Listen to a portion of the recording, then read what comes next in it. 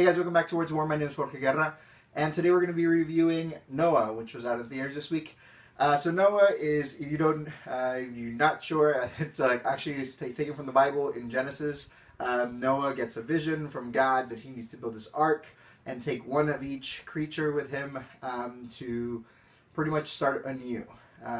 So in this rendition of it, it's taken from the source material. It's done very, very, very, very, very, very, very, very loosely.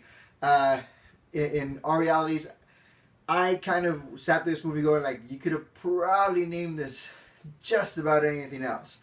But yeah, so it stars Russell Crowe. It has Jennifer Connelly. It has Emma Watson. A couple really good actors in there actually. Who they actually hold their own within the story. Anthony Hopkins is in there too. He's it's always great. But yeah, this story is kind of weird as far as if you know the source material. If you're going in there expecting a biblical telling of this story, don't go watch this, because this is not your mama's Noah. Okay. So it takes super liberties with it, which is okay with me. Like, that's fine. You can take liberties on things, but when you turn a story into something completely different and just your only reference is the arc, kind of, it's kind of hard to still take it as that. Like, the canon for it is kind of screwy in my mind.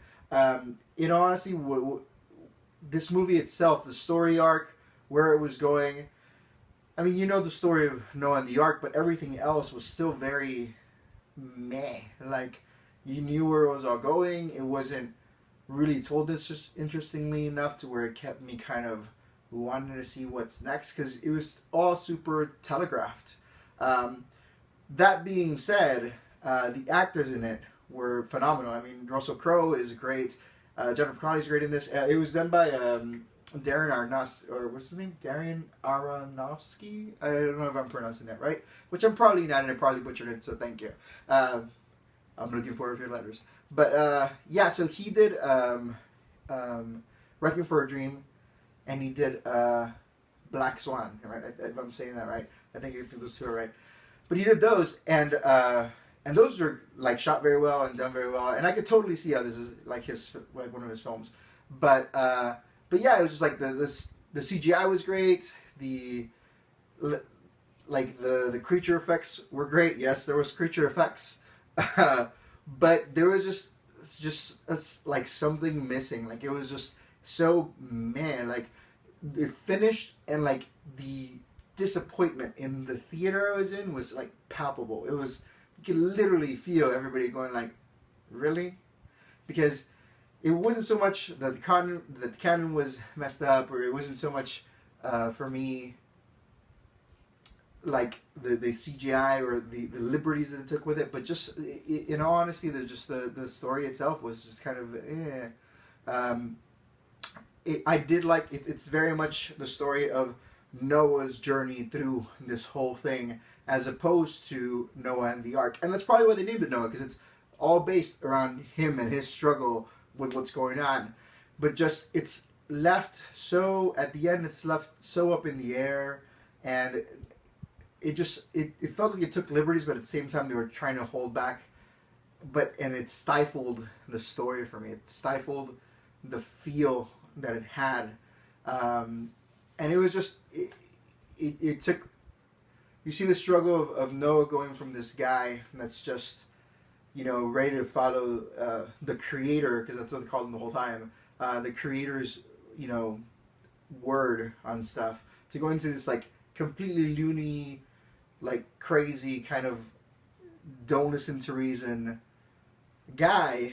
And then at the end, all of a sudden that switches in a second, and they try to excuse it with love, and it was your choice, and it was always the struggle between man's struggle of good and evil, and you get that from the king that's trying to invade Noah's Ark, that he's the Cain side of the family and the Adam side of the family, where the Adam side of the family is good and the Cain side is the bad side. So you get that whole struggle, but it's still kind of, it leaves you wanting, in all honesty, because so many things there's so much going on in what they're trying to do that at the same time it leaves so many things kind of flat, and it like they didn't really go anywhere.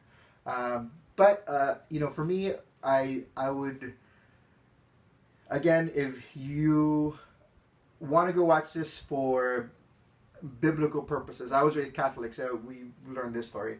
But so I was raised Catholic, agnostic now. If that's any difference. But yeah. So if you're going for biblical purposes, this is not your mama's Noah. Like I said before, it's very much so a completely different retelling of it, with bits and pieces of the biblical stuff thrown in. If you want to go watch a movie that's entertaining, or if you like just big special effects for the idea of big special effects, you'd probably like this. But if you're going for story and depth and yeah, this is not the thing. Again, like the acting was fantastic. That was top notch, and I commend them for doing what they did with what they had. But it didn't land for me. I would honestly give this like a 6.5, and that's being generous, because I didn't even go into this expecting much, and I was still disappointed. But that being said, like I said, there was just things in there that didn't need to be in there, that made no sense, like Nephilim and all this different stuff. Towards the end, there's some scenes where it looks like they switched to something that's just stock footage from National Geographic of animals, was totally different than what the feeling or the look of the movie was at. But yeah, so I mean, I'm going to go with 6.5. Let me know what you thought down below. If you saw this and you thought it was great, fantastic, blew out of the ballpark, you let me know. You know, but again, I would not say you need to go watch this in a theater. If you want to watch it, wait till it comes out and rent it on Redbox, or maybe just even wait till Netflix if it comes out on there. But again, let me know what you thought.